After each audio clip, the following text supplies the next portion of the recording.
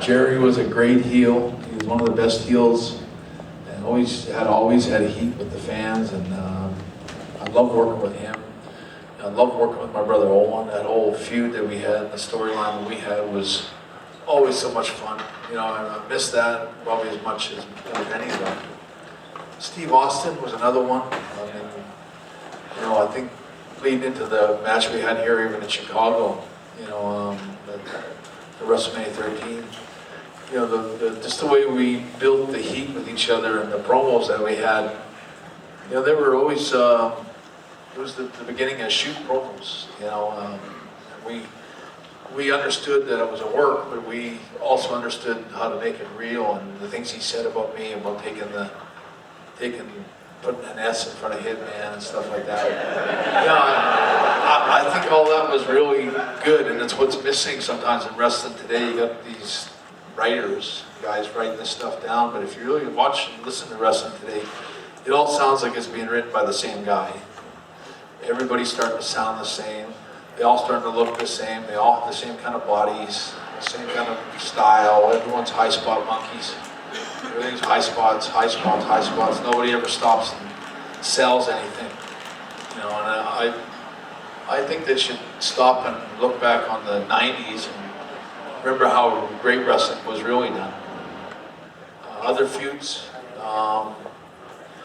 know, going back years ago, I love the feud that we had with the Bulldogs, the Hart Foundation. The Bulldogs were always, you know, kind of turned a corner, I think, for wrestling. We took it up a notch. You know, and I don't really care what anyone says, but I remember back in, say, 84 and 85 when I was in WWF, the Bulldogs came in and they started doing all these things that they were doing in Japan. And, you know, once they started working with the Hart Foundation, you could see the whole territory pick up. Everything changed. Like, guys that weren't working so hard suddenly were working harder. And it changed the whole style where everybody was moving faster and doing more creative stuff in the ring because, I think because of what the Calgary boys were doing. And so I think, you know, going back to those days, you know, I miss the way the matches that we had with the Bulldogs. Some of that tag team stuff. You know, I had so many great matches over the years. WWF especially, but those are probably the ones I remember the most. So you were talking about change. It's a not a known secret, but me personally, most of these people know me. I was not a big fan of the Attitude Era. I was also not a fan of things like ECW. Now I appreciate it now with the advent of the WWE Network and things like that. I can go back and watch it, but I wasn't a big fan of that. And I know there were a lot of promos that you'd cut during that time where you also were not a fan of that. At that time, not only did you switch to WCW, but I, as a fan, personally switched to WCW.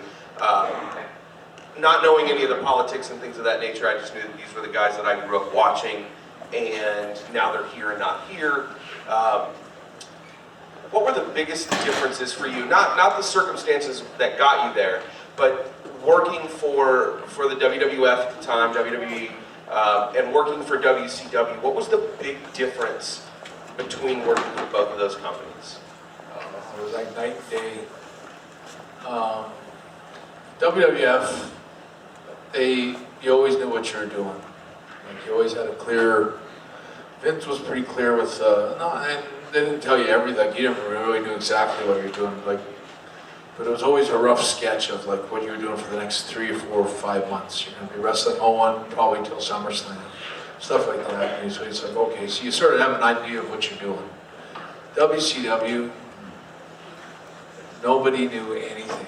They're the dumbest bunch of stupid idiots. I can't say enough about how stupid they all were. Eric Bischoff was an absolute imbecile. He was maybe the single dumbest idiot that ever got into wrestling. He never had a clue about anything. He didn't know anything about wrestling. You could give Eric Bischoff the greatest idea in the world, and he would look at you and give you some absolutely stupid answer as to why you couldn't do it. Like, said, well, we can't do that because, and then you'd hear it, you go, yeah, we're walking away going, that's not even a reason. He was so stupid. I can remember one time, they'd send me to the ring all the time for I had nothing to say. People would go, he was no good on his promos in WCW. I don't know if they do or they don't, but I mean, I don't think I was very good on my promos, but the truth is, I didn't know what the hell to say. They sent me out to the ring. I go, who am I wrestling? What am I doing? Nobody knows. He's like, you got a promo. About what? I can remember one time I went out and I talked about my cat. And I remember coming back and Eric Bischoff goes, I loved your interview about the cat. And I remember thinking, so I thought about it for a second. I said, I got an idea. I said, why don't I start coming out to the ring with a cat carrier, one of those little pet cages. I said, I'll have my cat in there for real. And I said, then somewhere I'll have a match where, you know, I crawl over and the referee gets knocked down or something, and I'll pull my cat out of the cage. It'll be like a teddy bear or whatever, like a cat. It's a stuffed toy cat. And then I'll swing it and I'll knock the opponent out. And then after I'll unzip the toy cat and I'll pull out a brick that'll be inside the cat. And I remember Eric Bischoff going, I love it. And you know what, the truth is, it would have been the best thing WCW did with me. I mean, I can't tell you how frustrating it was to go there. That whole Goldberg stuff I did with the steel plate, I mapped that out with Bill Goldberg, talked to him about it, have this idea, they're going to run this show up in Toronto, Canada, and I said, I'm going to get this huge reaction when I go there, and so I presented the whole thing to Bill, and Bill goes, I love it. I think it's a great idea. So then I go to Eric Bischoff, and he goes, Goldberg will never go for it. I said, Bill loves it. He goes, he can't believe it, and he's like, okay, so we're going to do it. He maps out the whole thing with me. We're going to do it in Toronto. And he tells me, he says, don't tell a soul that we're going to do this. It's got to be a secret. So I didn't tell anybody. He disappeared for about 5 weeks. Went to France or something for a holiday, a sabbatical. And he comes back, and the whole time he's gone, they're trying to beat me on TV every week. And then the week before I get to Toronto, they won't let me do any interviews or anything. And I said, I got to do an interview about Toronto, and at least say I'm going to be there. And so I did an interview, and we get to Toronto the next week. It's the first time I see Eric Bischoff since we planned this thing out 2 months before. And I got to the building, and Bill Goldberg's all worked up. They've already got to him and told him that this whole idea is going to kill him off, and that it's the worst thing he can do. And so now he doesn't want to do it. And I go and find Bill, and I said, come on, Phil. I said, I talked to you this 2 months ago. You said you loved this idea. Now it's time to do it. This is going to be great. And so Bill kind of came round again after I sort of, re-explained everything to him again. And I don't blame Bill because he was such a rookie back then. But I remember Eric Bischoff goes, we still can't do it. He goes, we're going to have you do the whole thing with the steel plate with Goldberg. He spears you and you count him out and all that. He says, then we're going to have Hogan come down. Hogan's going to come down, and you and Hogan go to high five, and then Hogan's just going to deck you, knock you out, like beat the crap out of you, and leave you in the middle of the ring. So I remember, I said, so am I working with Hogan? He goes, no. I said, am I working with Goldberg? He goes, no. I said, well, so why the hell would I, it doesn't make any sense. And so then he panicked. I remember he panicked. He goes and he says, you got to clear it with Hogan. And so I go and see Hulk Hogan. I go and find him. I said, so what do you need to be in my match for? And he gives me that Hulk Hogan look, like surprise, I don't need to be in your match, brother. And I was like, okay. So I walk over to Bischoff and I tell him, I said, Hogan says he doesn't need to be in the match. And he has this big sigh of relief. And he says, okay, well, you go ahead and do it. So we still went out and did it. And I remember when I came back after the match, I remember when I was out there doing my rant about, it's the first time I actually had something to say in WCW. and I was doing my whole rant, and I was only halfway through it when they started playing Goldberg's music, and I remember Kurt Hennig was the one that told me, he goes, they were running back in the back of the building when I pulled off the jersey and I had the Toronto Maple Leaf jersey on underneath. Then Eric Bischoff just about had a heart attack and was running around telling everybody that, running up the hall and telling Goldberg, he's killing you off. He's killing you off, get out there. And Goldberg comes out with the steam coming out of his ears and all that. And we still did it and everything, but it just, I can only tell you that they were so stupid. Bischoff in particular was the single biggest idiot in wrestling, and I got nothing good to say about him. And I don't have a whole lot of good things to say about Hulk Hogan either. He was another stupid idiot. It was really frustrating to be there. I went there, and I always hear Eric Bischoff make the comment that I didn't have the fire anymore. And I came there where I was kind of a broken, tormented soul, which is such bullshit. I came there with I wanted to kick ass and turn that company around and be everything that I could be for that company, and they were too stupid to know what to do with me. And the guy that got that right was Vince McMahon. He told me before I ever left, he said, those idiots in WCW will never know what to do with Bret Hart, and he was right. That was a dead-on bullseye.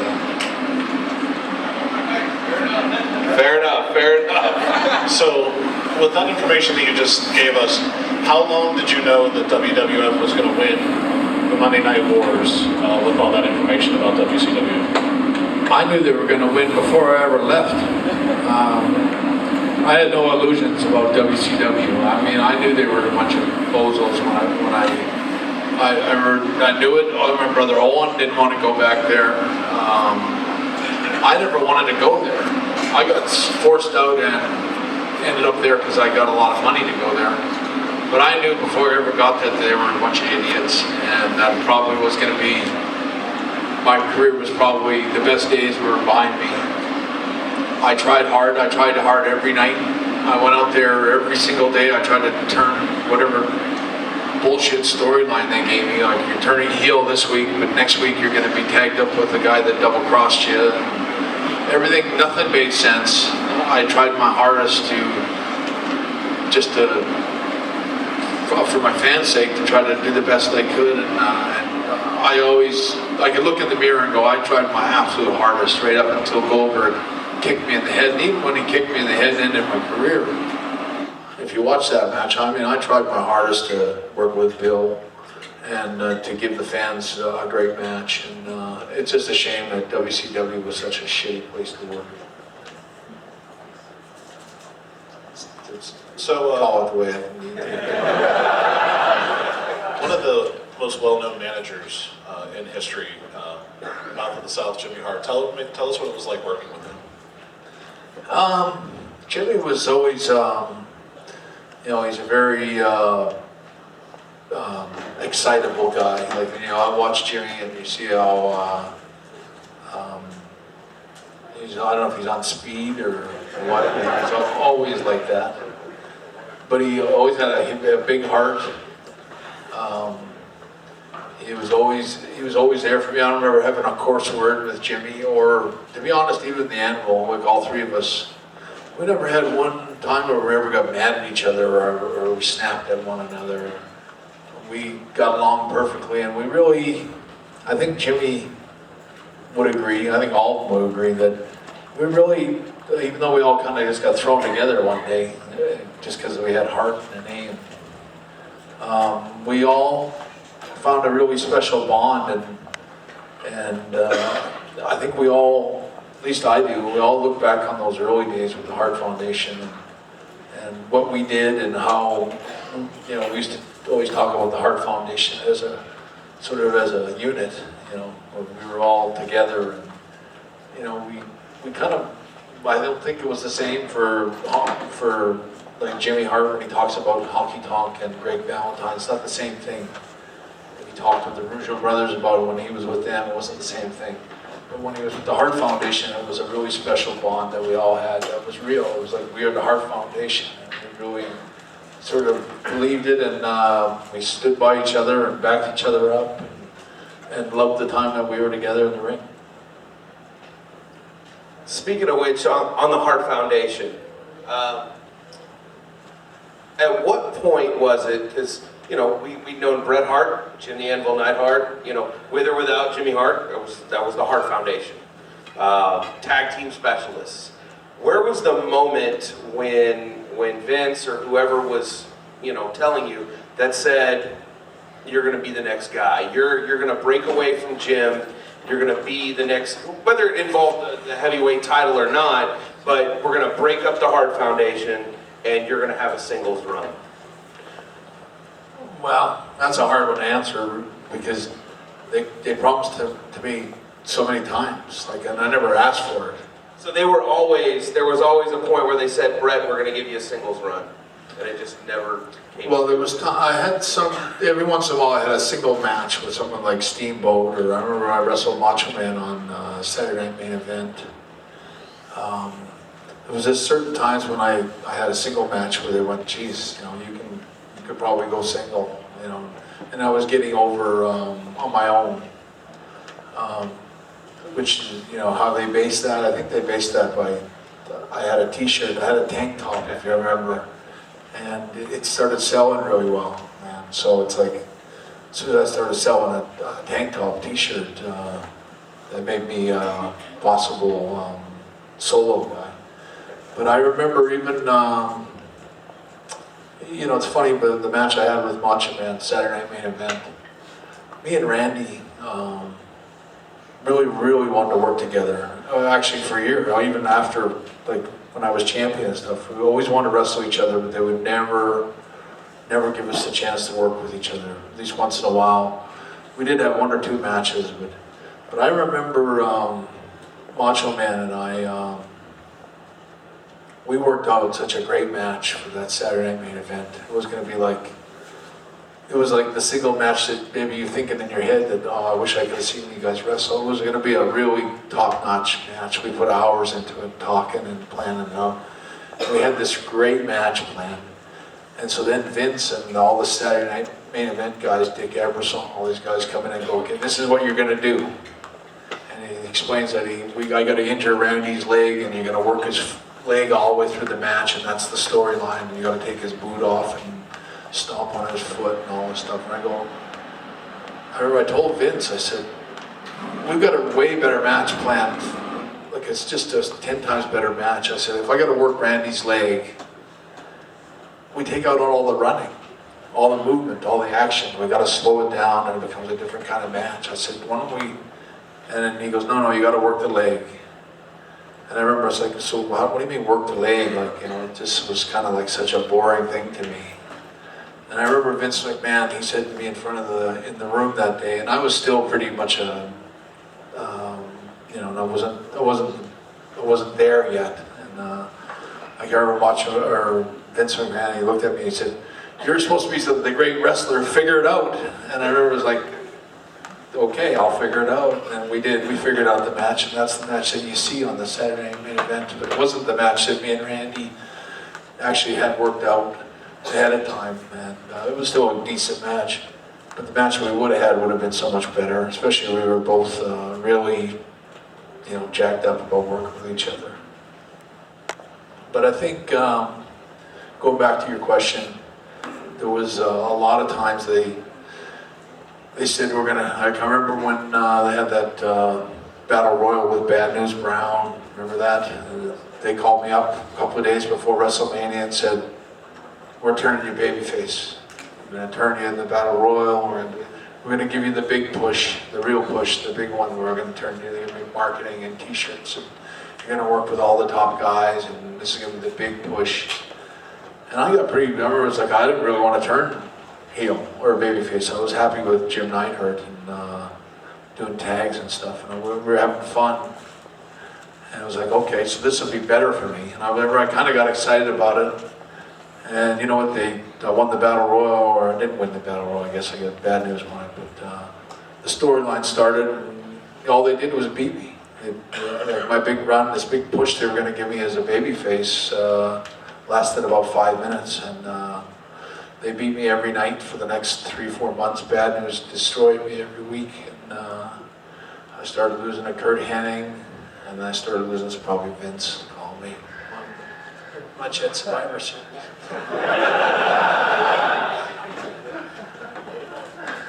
Anyway, sorry about that. But anyway, so they promised me a big push then, and it didn't happen. And then that probably happened another 2 or 3 times over my career. Right up until even when we lost the tag belts with the Nasty Boys in Los Angeles. And then they told me they were going to give me this big push, and they're going to. I said, "Is this the real one or the bullshit one like you've been telling me the last 3-4 years?" You know, I said, "No, this is the real one." And I remember I got to Las Vegas the next day for the TV taping after the show in LA, and they said, "You're working with Kurt Hennig." I said, "Well, so what are we doing?" I said, "Well, Kurt just won the belt from Kerry Von Erich, if you remember." And so, I mean, he just won the belt. I'm wrestling him. And what does that mean? I said, "I'm going to job out to Kurt every night for the next 2 months, 3 months, and that's going to." I said, I refuse to do it. I'm not even, I'm going to quit. I'll just go home. I'm not sticking around to do jobs for another 3 months for somebody else, even though I love Kurt. And, but you guys promised me the real push, like a big push this time. I said, "So if you're going to turn me babyface, you're not going to have me lose first match that I get, the first storyline that I'm in, I'm going to lose again." I said, "I'm not doing it." And so they switched things around, and I remember them telling me I'd be really sorry that I thought that way, or I wasn't thinking things through. Because I knew, I said that whoever works with Kurt next is the guy that's going to get the big push. Whoever works with Kurt after WrestleMania is just going to put him over. And that ended up being Bulldog, and that's what he did. And I sat in the wings, and they pushed me a little bit because I guess they had to. And SummerSlam came around, they go, "Oh, we're putting you with Kurt Hennig and you're going to win the title." And I was right. It was time to make a stand, and Kurt was always in my corner. In fact, Kurt, when he injured his back that summer, he probably wouldn't have come back. He was in a lot of had a serious injury for real, and when they told him that they wanted him to work with me at SummerSlam, he said that's the only reason he would come back is because he wanted to work with me at SummerSlam. And don't get me wrong, I'd put Kurt over for about a year in